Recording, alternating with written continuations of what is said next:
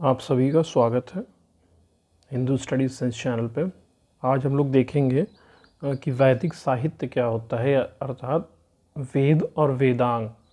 वेद क्या होते हैं, इनका क्लासिफिकेशन किस बेसिस पे हुआ है और कितने प्रकार का हुआ है। इसमें संहिता, आरण्यक, ब्राह्मण और उपनिषद क्या होते हैं, शिष्य परंपरा क्या रही है, और वेदों को समझने के लिए जो वेदांग हैं उनका क्या उपयोग है या उन्हें कैसे देखा जाता है। तो आइए शुरू करते हैं। ये एक शॉर्ट में कंसाइज चार्ट है जिससे आप समझ सकते हैं कि वेद के कितने क्लासिफिकेशन हुए हैं, फिर ब्राह्मण क्या है, आरण्यक कितने हैं, उपनिषद कितने हैं। फिर आप वेदांगों को देखेंगे और जो कुछ स्पेशल, कुछ जो इम्पोर्टेंट और होंगे उसमें कि ऋत्विक कौन होता है, विषय क्या है, इन सबको हम लोग इस चार्ट के थ्रू ही समझ लेंगे। तो सबसे पहले है कि वेद क्या है। तो इसको ऐसे देख सकते हैं कि वेद जो है, विद धातु में घाय प्रत्यय से वेद का शब्द की उत्पत्ति होती है। फिर इसके बाद वेद का अर्थ है ज्ञान या जानना, नॉलेज। आचार्य सायन ने इसकी एक परिभाषा दी है, ईस्ट प्राप्य निष्ठ परिहार योर लौकिक उपायम यो ग्रंथो वेदयति सह वेदा। ये जो है परिभाषा, ये ऋग्वेद भाष्य भूमिका में सायनाचार्य ने दिया है, जिसका अर्थ है कि इष्ट की प्राप्ति तथा अनिष्ट के परिहार का अलौकिक साधन जिस ग्रंथ में बताया जाए उसे वेद कहते हैं। फिर आप स्तंभ श्रौत सूत्र में भी परिभाषा दी गई है। और वेद के अन्य नाम हैं जैसे श्रुति, आमनाय, त्रयी, छांदस, क्योंकि इन्हें श्रुति परंपरा में प्राचीन काल में गुरु और शिष्य परंपरा द्वारा सुनकर तथा बोलकर ही आगे बढ़ाया जाता था, इसीलिए इन्हें श्रुति भी कहा जाता। कुछ जैसे कि कुछ विद्वानों के और भी मत, जैसे धर्मादि पुरुषार्थ चतुष्टय की प्राप्ति का उपाय जिस ग्रंथ में बताया जाता है, मतलब पुरुषार्थ चतुष्टय, धर्म अर्थ काम मोक्ष की प्राप्ति का उपाय जिस ग्रंथ में बताया जाता है उसे वेद कहते हैं।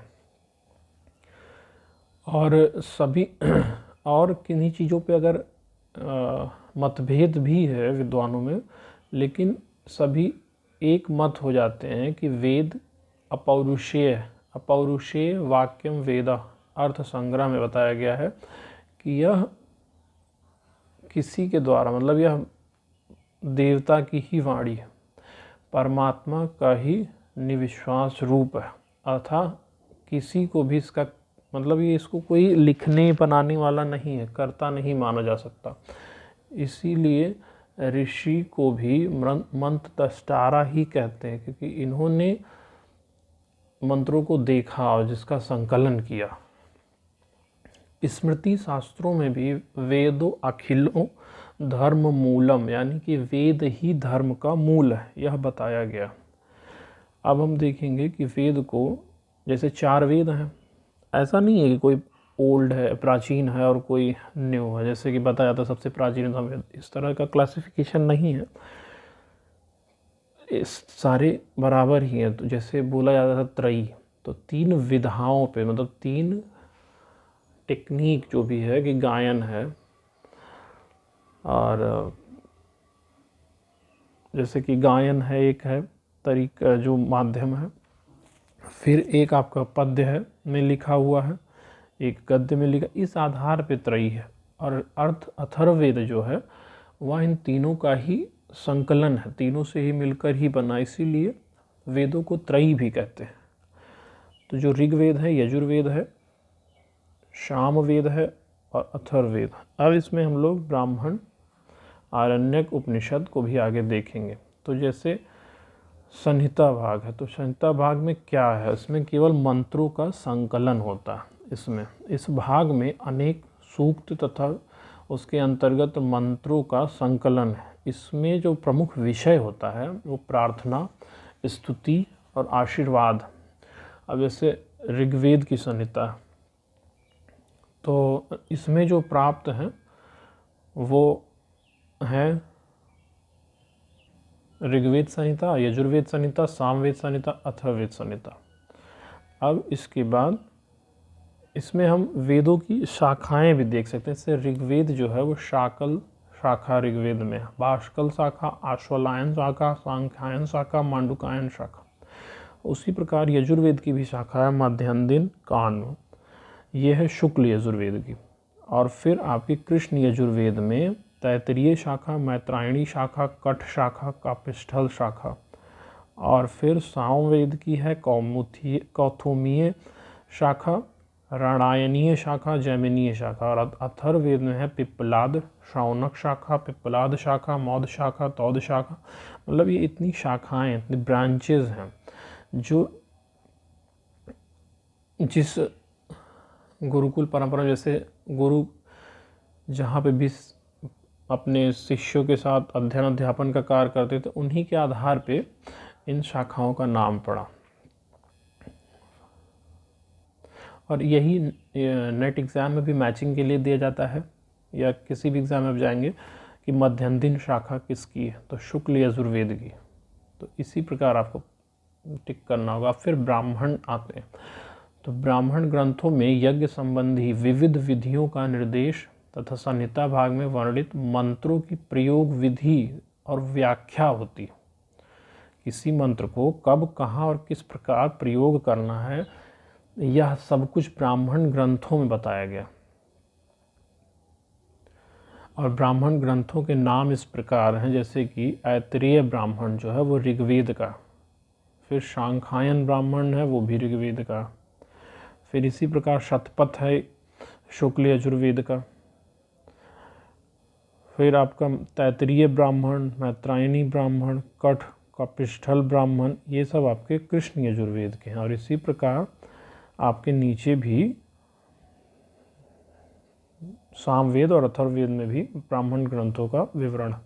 यह PDF, ये जो चार्ट है ये मैं ग्रुप में डाल दूंगा, आप लोग वहाँ से ले लीजिएगा क्योंकि रिवीजन के लिए भी, और मतलब कंसाइज में अच्छा दिया हुआ है। तो जैसे कुछ प्रमुख हैं जो ऋग्वेद में, जैसे ऐतरेय ब्राह्मण, कौशितिकी ब्राह्मण, फिर यजुर्वेद में शतपथ ब्राह्मण, कृष्ण यजुर्वेद में तैतरीय ब्राह्मण, सामवेद में पंचविंश, षड्विंश, दैवत, छांदोग्य, सामविधान ब्राह्मण, अथर्ववेद में गोपथ ब्राह्मण। अब आते हैं आरण्यक ग्रंथों में। आरण्यक ग्रंथ हैं तो लगभग ब्राह्मण ग्रंथों जैसे ही, परंतु इनमें मंत्रों तथा यज्ञों की आध्यात्मिक व्याख्या बताई गई। मतलब आपको ऐसे विधान जो है प्रयोग विधि से संबंधित नहीं है, आध्यात्मिक व्याख्या दी गई है। यह भाग जो है वानप्रस्थ में जो लोग होते हैं उसका पाठ करते हैं अरण्य में, इसीलिए इसका आरण्यक नाम भी पड़ा। प्रत्येक वेद से संबंध आरण्यक ग्रंथों के नाम इस प्रकार जैसे हैं, देखेंगे कि ऐतरेय ब्राह्मण वही नाम लगभग मिलेगा, फिर बृहदारण्यक, आरण्यक, ये इम्पोर्टेंट है, फिर तैतरीय, मैत्रायणी, छांदोग्य। तो इसी प्रकार आप देखेंगे कि कैसे। अब उपनिषद जो है वेद का अंतिम और सबसे मतलब प्रौढ़ कहें या बहुत इम्पोर्टेंट कहें या फिलोसॉफिकल पार्ट कहें, वो उपनिषद है। इसे वेदांत भी कहा जाता है, जो वेदों का अंत होता है। वेद के इस भाग में मंत्रों और यज्ञों की दार्शनिक व्याख्या, फिलोसॉफिकल, जिसमें मनुष्य और देवता का डायरेक्ट मतलब अपना फिलोसॉफिकल कनेक्ट होता है, या आत्मा का परमात्मा से मिल, इसके बीच में कोई नहीं होगा, इस पे वह बल देता है।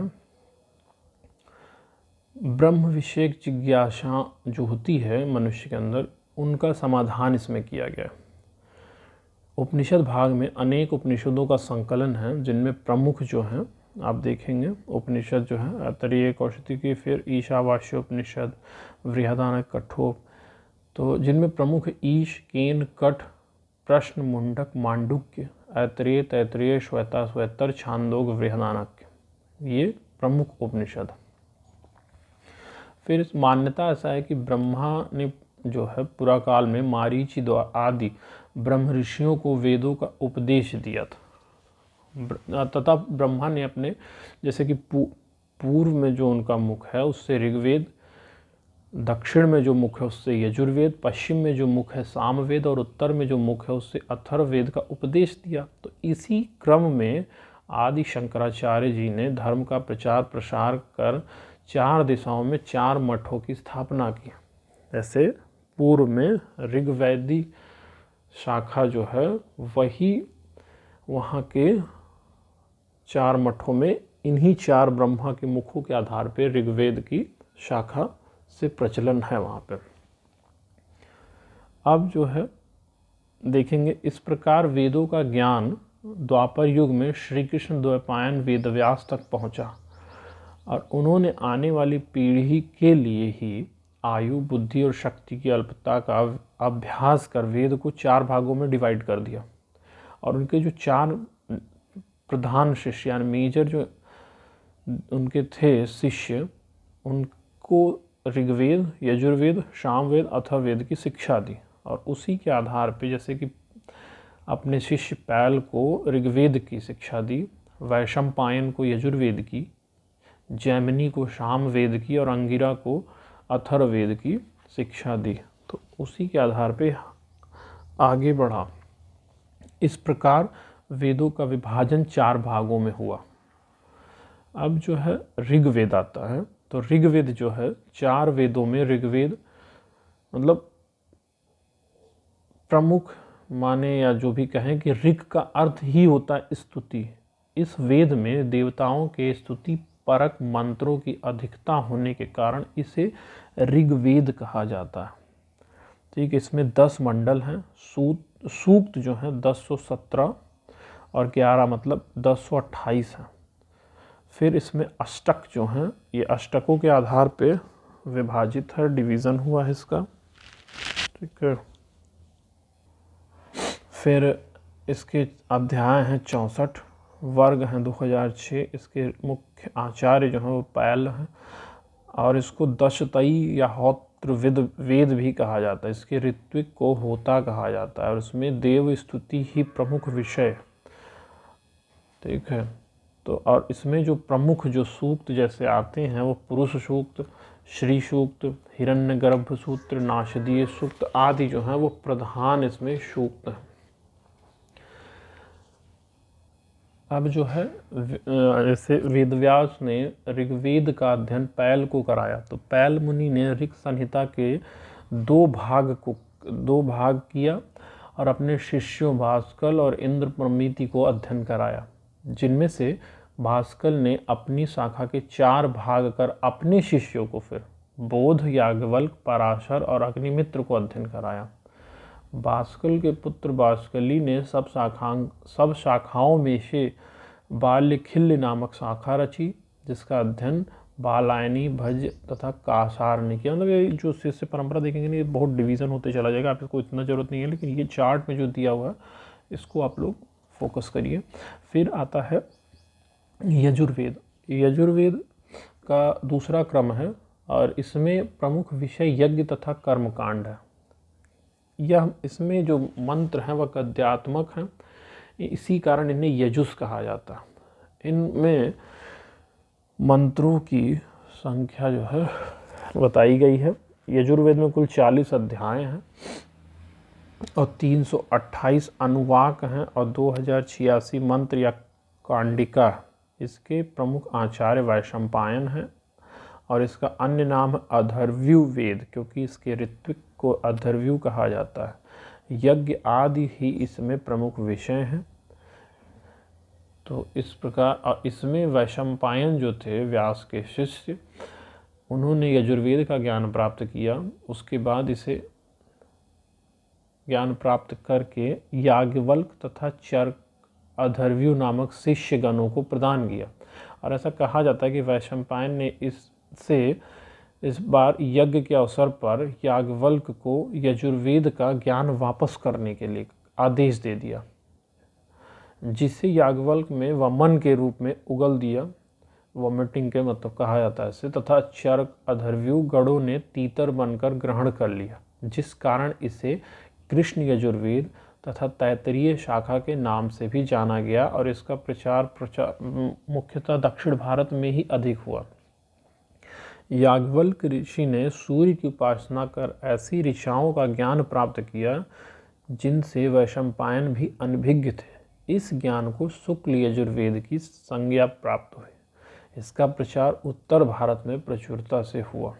जैसे कि जो अपने ऋषि के अपने आचार्य के आदेश पे जो वोमिट कर दिया याज्ञवल्क्य ने, उससे हुआ तैत्तिरीय शाखा यानी कि कृष्ण यजुर्वेद, जिससे तीतर की तरह चुने उनके शिष्यों ने। फिर तो यह दक्षिण भारत में फैला, और जो दिन में सूर्य के समक्ष जो इन्होंने तप करके जो ज्ञान अर्जित किया, उससे हुआ फिर आपका शुक्ल यजुर्वेद का संकलन, या इस जिसके बारे में वैशंपायन को भी नहीं ज्ञात था। फिर इसके भी दो शाखाएं हुई, कांड वाजसनेयी शाखा तथा मध्यंदिन वाजसनेयी शाखा।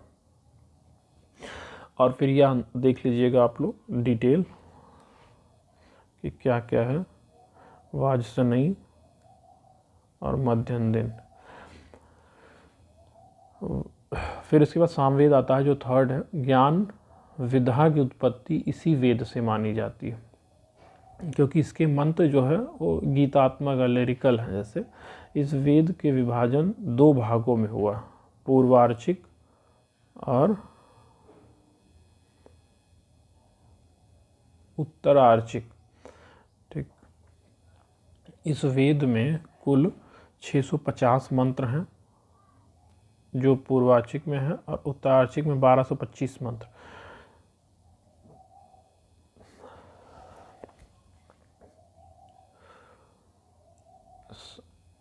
यज्ञ के समय सामवेदीय मंत्रों का गान करने वाले ऋत्विक को उद्गाता कहते हैं। इसके जो सामवेद के ऋत्विक होते हैं उसको उद्गाता कहते हैं। ठीक है, और इनमें जो है प्रस्ताव, उद्गीत, प्रतिहार, उपद्रव, निधन करके जो सामगान है।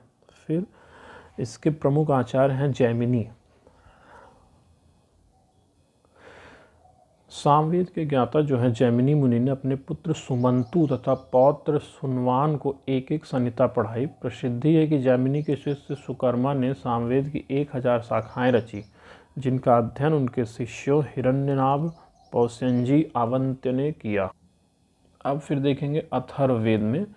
फिर अथर्ववेद जो है यह चौथा वेद माना जाता है इस प्रकार।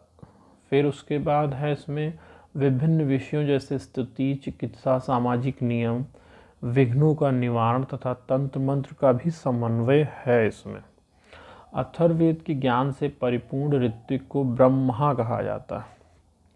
इसके ऋत्विक ब्रह्मा कांड इसमें 20 हैं, सूक्त 731 हैं, मंत्र 6000 हैं। मंत्र विभाग इसमें है 3 प्रकार से, आधि दैविक, आधि भौतिक, आधि आध्यात्मिक सूक्त के आधार पर इसका क्लासिफिकेशन हुआ है। उपाधि जो है इसमें ब्रह्मवेद, अंगिरा वेद, छांदो वेद, भैषज्य वेद, अथर्वा अंगिरस वेद भी इसे कहा जाता है। इसके मुख्य आचार्य हैं सुमंतु। तो इस आधार पे हुआ। फिर इसके उपवेद भी हैं, इन चारों वेदों के उपवेद भी हैं। जैसे कि आयुर्वेद जो है वो ऋग्वेद का उपवेद माना जाता है। प्राचीन काल में धन्वंतरी ने इसे प्रकट किया। आयुर्वेद के 8 चरण होते हैं, सूत्र, शरीर, ऐन्द्रिय, चिकित्सा, निदान, वामन, कल्प तथा सिद्धि। प्राचीन आचार्यों में आयुर्वेद के प्रमुख आचार्य ब्रह्मा, प्रजापति, अश्विन, धन्वंतरी, भारद्वाज, आत्रेय तथा अग्निवेश हैं। फिर धनुर्वेद जो है वो यजुर्वेद का उपवेद है, जिसकी रचना ऋषि विश्वामित्र ने की। और इस उपवेद के 4 पाद हैं, दीक्षापाद, संग्रहपाद, सिद्धिपाद और प्रयोगपाद। फिर आता है सामवेद। इसका उपवेद है गंधर्ववेद। इस उपवेद में नृत्य, गीत तथा वाद्यों के प्रकार तथा उनके उपयोगों का वर्णन। भरत मुनि इस विषय के प्रधान आचार्य हैं। इन्होंने ही नाट्यशास्त्र की रचना की। फिर है अथर्ववेद आता है, जिसका उपवेद है शिल्प वेद या स्थापत्य वेद, जिसके रचयिता विश्वकर्मा है। इसमें गृह आदि भवन निर्माण तथा वास्तु विषयक विज्ञान का वर्णन दिया हुआ है। अब हम लोग देखेंगे कि वेदों को इतने मतलब डिफ़िकल्ट थे या समझ में नहीं आते थे, उसको फिर वेदों के अंग जो हैं, वेदांग का निर्माण हुआ, उसके आधार पे हम लोगों ने वेदों को समझना शुरू किया। वेदों को पढ़ना तथा समझना जन साधारण के लिए कठिन था, तो इसीलिए 6 शास्त्रों की रचना हुई, जिसे एक वेद पुरुष अगर माना जाता है तो उसके अंग जैसे कि छंदः पादौ तु वेदस्य हस्तः कल्पोस्त पठ्यते ज्योतिष्मान्यं चक्षुर्निरुक्तं श्रौतमुच्यते शिक्षा घ्राणं तु वेदस्य मुखं व्याकरणं स्मृतं तस्मत् सांगधीत्यव्य ब्रह्मलोके महीयते। मतलब छंद शास्त्र को वेद पुरुष का पैर कहा गया है, कल्प को हाथ, ज्योतिष को नेत्र, निरुक्त को कान, शिक्षा को नाक और व्याकरण को मुख कहा गया। तो यह मैचिंग में आता है, मतलब 2 आपको मिलेंगे, 2 ए सेक्शन और सेक्शन बी, जिसमें एक साइड इन शास्त्रों के नाम रहेंगे, दूसरे तरफ अंग रहेंगे, पार्ट्स किनको किससे संबंधित माना जाता है। अब से छंद शास्त्र क्या है? छंद शास्त्र का प्रयोग किसी मंत्र या श्लोक में उच्चारण की लय मतलब लिरिक या उनके कितने नंबर संख्या निर्धारण करने के लिए किया गया। सभी वेद छंदबद्ध ही है, इसीलिए इसे वेदों का पैर कहा गया। कात्यायन मुनि जो थे उन्होंने कहा कि छंद शास्त्र का महत्व ऐसा है कि जो व्यक्ति मंत्रों का प्रयोग उनके छंद, ऋषि, देवता तथा अर्थ का प्रयोग जाने बिना करता है तो उसका कोई मतलब रिजल्ट नहीं आएगा, आउटकम नहीं। और छंदों को लौकिक और वैदिक भेद में डिवीज़न देखा गया है, इसको कभी और डिटेल में देखेंगे। फिर आता है दूसरा कल्प। तो कल्प को वेद पुरुष का हाथ कहा गया। इसमें ब्राह्मण ग्रंथों में जो यज्ञ अनुष्ठान का वर्णन है उसको बहुत विस्तार से बताया गया। इसमें मृत्यु पर्यंत संस्कार, यज्ञ विधि, नियम, न्याय तथा कर्म विधिविध विषयों का संकलन। अब ये 4 डिवीज़न इसके: श्रौत सूत्र, गृह सूत्र, धर्म सूत्र और शुल्भ सूत्र। श्रौत सूत्र जो है श्रुति द्वारा प्रतिपादित दक्षिणाग्नि, आह्वानीय अग्नि, गार्हपत्य अग्नि में संपादित होने वाले जैसे दर्श, पौर्णमास, राजसूय, अश्वमेध आदि यज्ञ विधानों का वर्णन प्राप्त होता है। सामान्यतः वेद की प्रत्येक शाखा का अपना एक श्रौत सूत्र होता है, परंतु शाखा लोप के कारण मतलब विलुप्त हो गई ना, शाखाएं नहीं उतनी हम लोग के मतलब नोन में है, तो इसीलिए इनका भी मतलब ये भी गायब हो गए। तो वर्तमान में प्राप्त जो श्रौत सूत्र हैं वो है ऋग्वेद के आश्वलायन श्रौत सूत्र और सांख्यायन श्रौत सूत्र। शुक्ल यजुर्वेद का है कात्यायन श्रौत सूत्र। कृष्ण यजुर्वेद के बौधायन है आपस्तंभ, हिरण्यकेशीय, वैखानस, भारद्वाज, ये सब श्रौत सूत्र मिलते हैं। ठीक है, जैसे ये देखेंगे आप, ये सब श्रौत सूत्र। जैसे पूछा जाएगा वैखानस श्रौत सूत्र किस वेद से संबंधित, तो वो आपको ही बताना होगा। ठीक है, कि वैखानस जो है कृष्ण यजुर्वेद से है। फिर ठीक है, फिर उसके बाद सामवेद का है लाठ्यायन श्रौत सूत्र, ब्राह्मण श्रौत सूत्र। फिर इसी प्रकार अथर्ववेद का वैतान श्रौत सूत्र। फिर है गृह सूत्र। गृह सूत्र का नामांतर स्मार्त सूत्र भी है, इसको स्मार्त सूत्र भी कहते हैं। इन ग्रंथों का प्रमुख विषय संस्कार, गृह अग्नि में नित्य होने वाले यज्ञ तथा सामाजिक प्रथाएं। यजुर्वेद में आश्वलायन है, सांख्यायन है, मतलब ये आप एक लोग नाम अगर याद कर लिए तो बस इसको क्लासिफिकेशन पे ही ध्यान दीजिए। और ये चार्ट बहुत ही कंसाइज दिया हो, अगर आप इस चार्ट को अगर समझ गए या इस चार्ट को मेमोरी में अपने एकदम बिठा लिए कि हाँ कैसे डिवीज़न हुआ है, ब्राह्मण क्या है, आरण्यक क्या है, इसमें जो क्या ऋत्विक है, इसका मेन सब्जेक्ट है, मतलब पूरे वेद को आप अच्छे से, इसका जो क्लासिफिकेशन है, इसके जो बेस है, इसका आधार, वो आप समझ जाएंगे। फिर जो धर्म सूत्र होता है, तो धर्म सूत्र में इसका का विषय जो है ना, वो है वर्णाश्रम धर्म, सामाजिक व्यवस्था, आपद धर्म तथा राजाओं के धर्मों का विशेष वर्णन है इसमें। तो जैसे ऋग्वेद का वशिष्ठ धर्म सूत्र, कृष्ण यजुर्वेद का आपस्तंभ धर्म सूत्र, बौधायन धर्म सूत्र हिरण्यकेश शुक्ल यजुर्वेद का है, सांख्य लिखित है। फिर सामवेद का गौतम धर्म सूत्र है। इसी प्रकार से है सुलभ सूत्र का अर्थ होता है मापन है, ठीक है।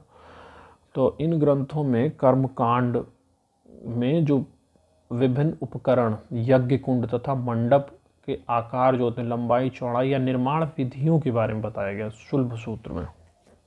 ज्यामिति आपको मिलेगी तो सुलभ सूत्र में मिलेगी, कितना लंबा चौड़ा यज्ञ वेदी होना चाहिए, इन्हीं सब पे। तो वर्तमान समय में जो सुलभ सूत्र का हमें जो प्राप्त है वो है कात्यायन, बौधायन, आपस्तंभ, मैत्रायणी, मानव, वराह, वथुल, इन यही सब हमें प्राप्त कुछ सुलभ सूत्र हैं, ठीक है। अब हम देखते हैं अगला जो वेदांग है, तीसरा ज्योतिष शास्त्र। ज्योतिष शास्त्र को वेद का नेत्र कहा जाता है, क्योंकि ज्योतिष के मार्गदर्शन में ये इसमें आपको नहीं मिलेगा। तो हम लोग देख रहे हैं कि ज्योतिष में, मैं ऐसे ही बता दे रहा हूँ, उसका भी आपको एक डाल दूंगा, या इग्नू वाला ही जो स्टडी मटेरियल है उसी को आप बस एक बार पढ़ जाइए, फिर आपको समझ में आ जाएगा आप चार्ट को देखते हुए।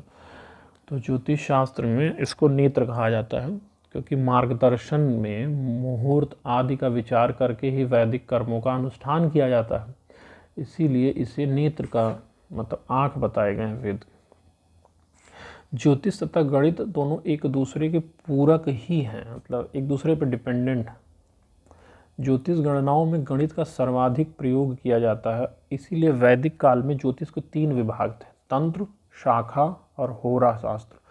तो तंत्र में जो है उसमें नक्षत्र एवं ग्रहों की गति का ज्ञान प्राप्त कर, मतलब मैथमेटिकल कैलकुलेशन के बेसिस पे उसकी गणना करके मुहूर्त या ये सब समझा जाता था। फिर शाखा जो थी, शाखा शास्त्र, उसमें शकुन और अपशकुन क्या होता है, भविष्य फल के पर वर्णन ज़्यादा मिलता है उसमें। और होरा शास्त्र है कुंडली निर्माण से संबंधित ज्ञान तथा विधियों का वर्णन। इसके 3 उपविभाग भी हैं, जातक, यात्रा और विवाह। तो पूछा जा सकता है कि होरा शास्त्र किससे संबंधित है, ज्योतिष से। अब आते हैं निरुक्त शास्त्र, जो चौथा। निरुक्त निघंटु नामक वैदिक शब्दकोश की टीका है। इन दोनों ही ग्रंथों के रचयिता मुनि यास्क हैं। निरुक्त में कठिन वैदिक शब्दों की व्याख्या दी गई है। वेदों के भाष्यकार शायनाचार्य ने निरुक्त पद की व्याख्या करके बताया है कि अर्थ के ज्ञान के लिए पदों का स्वतंत्र रूप से संकलन जहाँ किया गया हो उसे निरुक्त कहते हैं। निरुक्त में 14 चैप्टर हैं, 14 अध्याय हैं, जिसमें अंतिम 2 अध्याय परिशिष्ट कहा जाता है। इस प्रकार प्रथम 12 अध्यायों को 3 कांड में जोड़ा गया या डिवाइड किया गया, नैघंटुक कांड, नैगम कांड और दैवत कांड। तो पूछा जाएगा कि निरुक्त को कितने डिवीज़न किए गए हैं, तो 3 प्रकार से, कितने चैप्टर्स हैं, तो ये सब आप देख लीजिए। फिर आता है शिक्षा शास्त्र। शिक्षा को स्वर तथा वर्णों को उच्चारण संबंधी व्यवस्था को समझने के लिए ही इसको किया गया। फोनेटिक्स जो हम लोग देखते हैं लिंग्विस्टिक्स में, वो यही है कि कैसे प्रोनंसिएशन अच्छा हो, शुद्ध दोष रहित उच्चारण के लिए शिक्षा शास्त्र का अध्ययन अति आवश्यक है। अब जो इसमें हैं कुछ शिक्षा शास्त्र में प्रातिशाक्य होते हैं जो इसके ग्रंथ हैं। तो जैसे ऋग्वेद में आता है पाणिनीय शिक्षा, ऋक् प्रातिशाक्य, फिर वाजसनेयी है, तैत्तिरीय है, ये सब यजुर्वेद के हैं। तो ये शिक्षा शास्त्र को आप लोग देख लीजिएगा। फिर हैं व्याकरण आता है छठा, जिसके द्वारा पदों की व्याख्या की जाए वह व्याकरण।